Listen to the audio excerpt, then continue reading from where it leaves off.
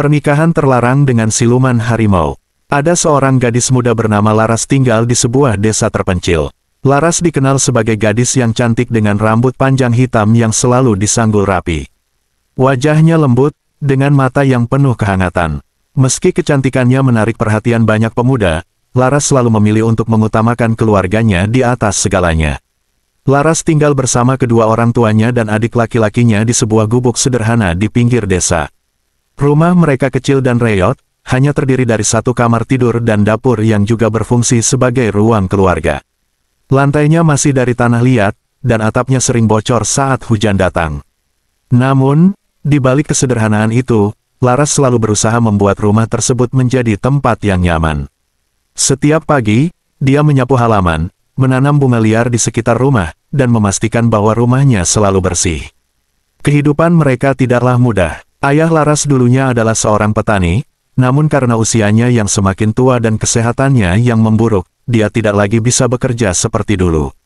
Sementara itu, ibunya menjual hasil tenunan sederhana ke pasar, tetapi pendapatan yang dihasilkan hampir tidak cukup untuk memenuhi kebutuhan sehari-hari. Adik Laras masih terlalu kecil untuk membantu, sehingga beban keluarga sebagian besar terletak di pundak Laras. Setiap hari, Laras bangun sebelum matahari terbit untuk membantu ibunya menenun kain. Setelah itu, dia pergi ke sawah tetangga untuk bekerja sebagai buruh harian. Upahnya tak seberapa, tetapi Laras tak pernah mengeluh. Baginya, bekerja keras adalah satu-satunya cara untuk membantu keluarganya bertahan hidup. Meskipun tubuhnya sering lelah, Laras selalu tersenyum, terutama di hadapan keluarganya. Dia tak ingin membuat mereka khawatir.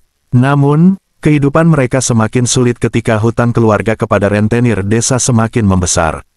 Uang pinjaman yang dulu diambil untuk mengobati ayahnya kini tumbuh menjadi beban yang berat. Setiap bulan, rentenir itu datang menagih, dan Laras seringkali harus berbohong bahwa mereka akan segera membayar. Padahal, di balik senyumnya, hatinya hancur mengetahui mereka hampir kehilangan segalanya. Setiap malam sebelum tidur, dia merenung, bertanya-tanya apakah ada jalan keluar bagi keluarganya dari kemiskinan yang seolah menjerat mereka tanpa ampun. Laras ingat bagaimana dulu ayahnya yakni Pak Sarman adalah seorang petani yang gigih, dan meskipun hasil panen mereka tak selalu melimpah, mereka bisa hidup dengan damai dan cukup. Namun, beberapa tahun yang lalu, kehidupan mereka berubah drastis. Pak Sarman jatuh sakit. Awalnya hanya demam ringan, tapi lama-kelamaan kondisinya semakin memburuk. Tubuhnya semakin lemah dan napasnya sering sesak. Desa mereka yang terpencil tidak memiliki fasilitas kesehatan yang memadai, sehingga satu-satunya harapan adalah membawa Pak Sarman ke kota untuk berobat. Karena biaya pengobatan yang tinggi, Bu Sari terpaksa meminjam uang dari seorang rentenir desa bernama Pak Arta. Ia terkenal sebagai orang yang memiliki banyak uang, namun juga sangat kejam dalam menagih hutang. Meskipun tahu risiko besar meminjam uang darinya, Bu Sari merasa tak ada pilihan lain. Dia meminjam uang dalam jumlah besar, dengan harapan suaminya bisa pulih dan mereka bisa membayar kembali setelah musim panen. Namun, nasib tidak berpihak pada keluarga ini. Setelah pengobatan, kondisi Pak Sarman tak kunjung membaik. Dia tak lagi mampu bekerja di sawah, dan penghasilan keluarga pun semakin menurun. Hasil panen yang mereka andalkan ternyata jauh dari cukup untuk melunasi hutang. Setiap kali musim panen tiba, sebagian besar hasilnya harus dijual untuk membayar bunga pinjaman yang semakin tinggi. Alih-alih berkurang, hutang mereka justru semakin membesar. Pak Arta mulai sering datang ke rumah mereka untuk menagih. Pada awalnya, dia masih berbicara dengan nada sopan, tetapi semakin lama nada bicaranya berubah menjadi ancaman. Kalau hutang ini tidak segera dilunasi, aku akan mengambil rumah dan tanah kalian, katanya suatu hari dengan nada dingin. Bu Sari yang awalnya optimis mulai putus asa. Dia bekerja keras di ladang kecil mereka, dibantu oleh Laras yang harus rela meninggalkan impiannya untuk melanjutkan pendidikan demi membantu keluarga. Namun, semua usaha mereka tak cukup. Setiap malam, Laras sering melihat ibunya menangis sendirian, memikirkan bagaimana nasib keluarga mereka. Bencana semakin menghampiri ketika musim kemarau panjang datang. Ladang mereka kering, dan panen gagal total. Tanpa hasil panen, mereka tak punya apa-apa lagi untuk dijual.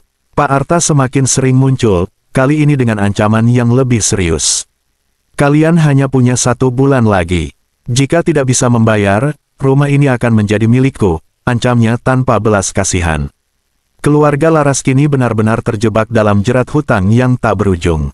Laras, meski masih muda, merasakan beban berat di pundaknya. Dia tahu bahwa jika mereka tak segera menemukan cara untuk melunasi hutang, seluruh keluarganya akan terusir dari rumah yang telah mereka tinggali seumur hidup. Dalam situasi yang mencekik ini, Laras harus mencari jalan keluar untuk menyelamatkan keluarganya dari kehancuran. Di suatu malam yang gelap, ketika angin bertiup kencang dan hujan turun deras, Laras duduk di tepi jendela rumahnya yang rapuh. Pikirannya dipenuhi oleh kecemasan dan kesedihan. Keluarganya terancam terusir dari rumah karena hutang yang semakin menumpuk, dan dia merasa tak berdaya. Bu Sari, ibunya, sudah tertidur dengan wajah yang lelah, sementara ayahnya masih terbaring sakit di kamar sebelah. Laras tahu, waktu mereka semakin menipis. Tiba-tiba, suara ketukan halus terdengar dari pintu depan. Laras terkejut, mengira siapa yang akan datang di malam sekacau itu. Ketika dia membuka pintu, seorang pria tinggi berdiri di sana, tubuhnya basah kuyup oleh hujan, tetapi wajahnya terlihat tidak terganggu oleh dinginnya malam. Mata pria itu tajam, menyorotkan sesuatu yang misterius, seolah menyimpan rahasia besar. Dia mengenakan pakaian serba hitam yang tampak elegan, dan di tangannya, dia memegang sebuah payung yang juga berwarna hitam. "Maaf mengganggu malam yang sunyi ini, Laras," katanya dengan suara yang dalam dan tenang, seolah dia sudah mengenal Laras dengan baik. Laras yang terkejut hanya bisa mengangguk, meski dia tidak pernah bertemu dengan pria ini sebelumnya.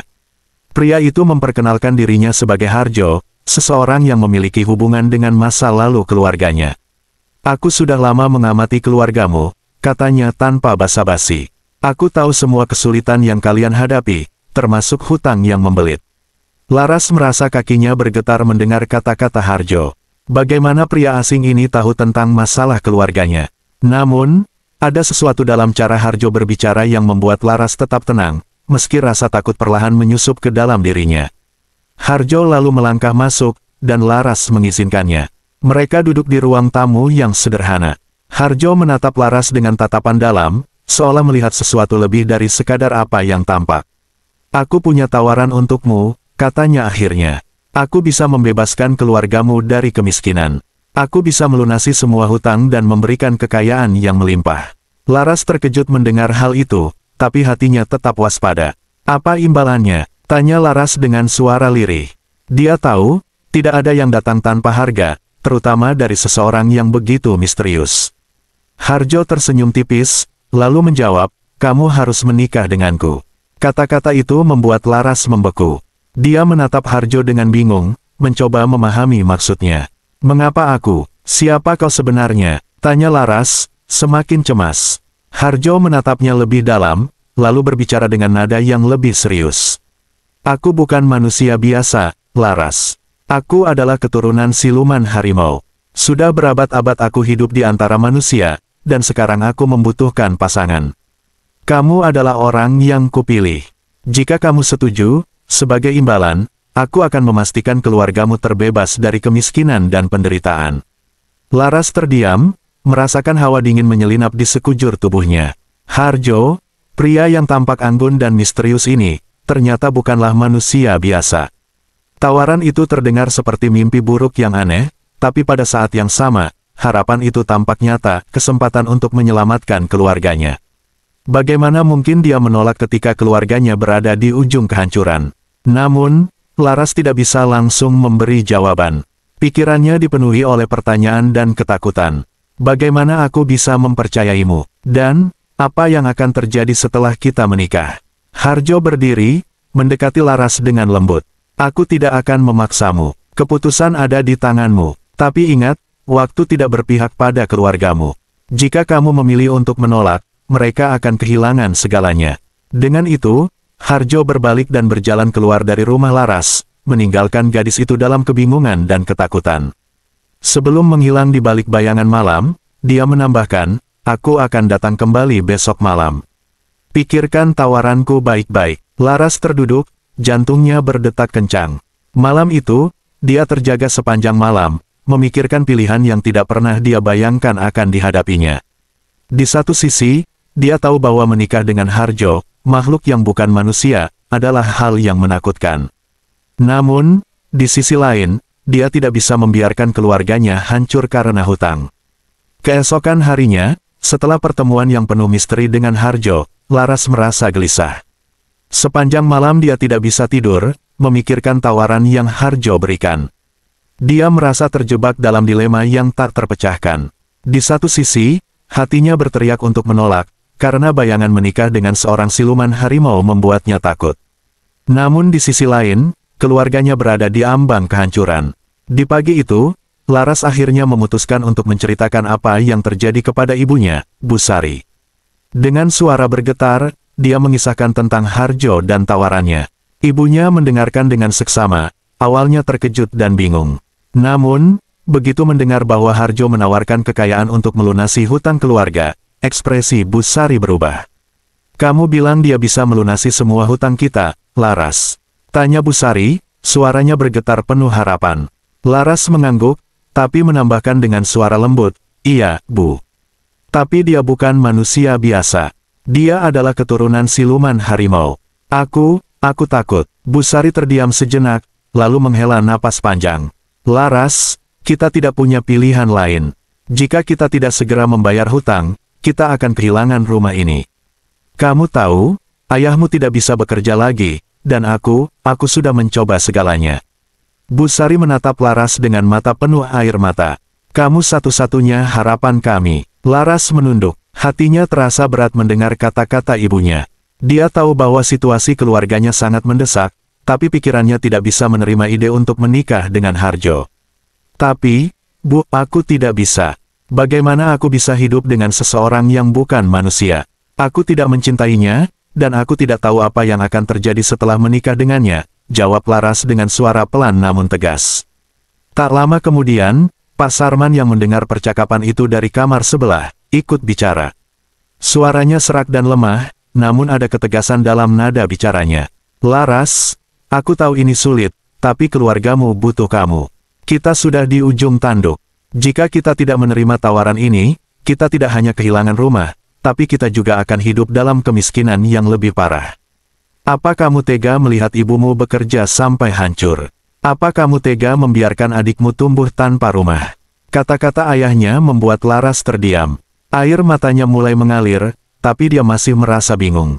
"Aku tahu, Ayah, tapi ini bukan soal uang saja. Ini soal hidupku, masa depanku. Aku tidak tahu apa yang akan terjadi jika aku menikah dengannya." Saat itu, adik laki-lakinya, Bima, yang masih remaja, tiba-tiba masuk ke ruang tamu dan bergabung dalam percakapan. Dengan wajah polos namun penuh keputusasaan, dia berkata, "Kak, aku tidak mau kita kehilangan rumah. Aku tidak tahu harus tinggal di mana kalau kita diusir. Tolong, Kakak lakukan ini demi kita." Tekanan yang datang dari semua anggota keluarganya membuat Laras semakin terpojok. Dia mencintai keluarganya lebih dari apapun, dan melihat mereka dalam kesulitan yang begitu berat menghancurkan hatinya. Namun, pada saat yang sama, dia merasa seperti kehilangan kendali atas hidupnya. Keputusasaan keluarganya menjadi beban yang tak tertahankan di pundaknya. Akhirnya, dengan suara serak, Laras berkata, Aku butuh waktu untuk berpikir." Namun waktu itu tak lama. Hari berikutnya, Harjo kembali datang, seperti yang dia janjikan. Malam itu, seluruh keluarga Laras berkumpul di ruang tamu. Busari, Pak Sarman, dan Bima menunggu dengan harapan besar di mata mereka, sementara Laras duduk diam, menatap lantai dengan hati yang berat. Harjo melangkah masuk, aura misteriusnya masih terasa kental. Dia menatap Laras dengan tenang. "Sudahkah kamu membuat keputusan?" tanyanya, suaranya tetap tenang, tapi jelas penuh makna. Laras merasa pandangan keluarganya tertuju padanya, menunggu keputusannya. Semua tergantung pada apa yang akan dia katakan. Setelah beberapa saat yang terasa seperti selamanya, Laras menarik napas dalam-dalam. Dia tahu bahwa, meskipun hatinya memberontak, keluarganya lebih penting. Mereka telah melakukan segala yang mereka bisa, dan sekarang, hanya dirinya yang bisa menyelamatkan mereka. "Aku akan melakukannya," bisik Laras akhirnya, nyaris tak terdengar. Busari menatapnya dengan mata berkaca-kaca. "Laras, kamu yakin?" Laras mengangguk perlahan, meski di dalam hatinya ada perasaan yang berkecamuk. "Ya, Bu, kalau ini yang harus aku lakukan demi kita semua, demi keluarga kita." Malam itu, keputusan besar telah diambil. Laras, dengan hati yang berat dan penuh keraguan, menerima nasib yang kini membebani bahunya. Dia tersenyum ketika mendengar kabar bahwa Laras setuju untuk menikah dengannya. Aku akan menepati janji yang kuberikan, kata Harjo dengan tenang. Mulai hari ini, keluargamu akan terbebas dari semua hutang, dan kekayaan akan datang melimpah. Laras hanya bisa mengangguk, meskipun hatinya terasa kosong. Dia tahu hidupnya akan berubah selamanya, namun bukan karena keinginan atau mimpinya sendiri. Hari pernikahan itu datang. Malam itu, langit di atas hutan tampak pekat, hanya dihiasi oleh sepotong bulan sabit yang menggantung di angkasa, menyinari dengan lembut pepohonan tinggi yang berderet seolah mengawasi dari kejauhan. Di tengah hutan yang sunyi dan jauh dari peradaban, Laras berdiri sendirian di sebuah pelataran terbuka, dengan pakaian pengantin sederhana berwarna putih yang menyatu dengan kegelapan malam. Tidak ada gaun mewah, tidak ada hiasan bunga, hanya dirinya, ditemani bunyi gemerisik daun dan desau angin yang menderu pelan. Suasana terasa aneh, hawa dingin menggigit kulit, namun Laras merasa ada sesuatu yang lebih dari sekadar dinginnya malam. Ada energi tak terlihat yang berputar di sekelilingnya, membuat bulu kuduknya berdiri. Beberapa obor yang menyala di kejauhan memberikan sedikit penerangan, tapi cahayanya lemah, seolah enggan melawan gelapnya malam. Di kejauhan, Harjo muncul dari balik bayang-bayang pepohonan. Dia berjalan dengan tenang, mengenakan pakaian serba hitam yang hampir menyatu dengan malam. Setiap langkahnya seperti tak bersuara, namun Laras bisa merasakan kehadirannya mendekat, seakan bumi itu sendiri bergetar ringan saat dia melangkah. Di belakangnya, tampak beberapa orang tua dari desa, mengenakan kain serba putih dan membawa dupa yang mengepulkan asap tipis. Mereka adalah orang-orang yang mengerti tentang alam gaib, yang dipilih untuk menjadi saksi dari pernikahan ini, meski wajah mereka terlihat tegang dan penuh rasa takut. Begitu Harjo sampai di hadapan Laras, suasana semakin mencekam. Udara di sekitarnya terasa berat, seolah ada sesuatu yang tidak beres. Wajah Harjo tampak berbeda malam itu, ada sesuatu yang lebih dari sekadar ketenangan biasa. Matanya, yang biasanya dingin, berkilat aneh dalam cahaya rembulan, seperti mata binatang liar yang bersembunyi di balik sosok manusia. Sudah siap? Tanya Harjo dengan suara lembut, namun tegas. Tidak ada kehangatan, hanya ada kepastian di balik suaranya. Laras menelan ludah. Meski seluruh tubuhnya gemetar, dia mengangguk perlahan.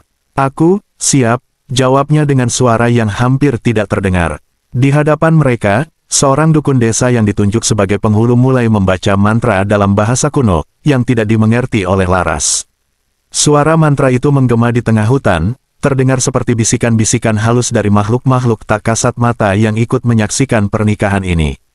Asap dupa semakin tebal, mengelilingi mereka, dan bau kemenyan menyengat udara, menambah kesan mistis yang membuat suasana semakin mencekam. Tiba-tiba, angin bertiup lebih kencang, membuat dedaunan bergesekan dan menghasilkan suara seperti desis ular.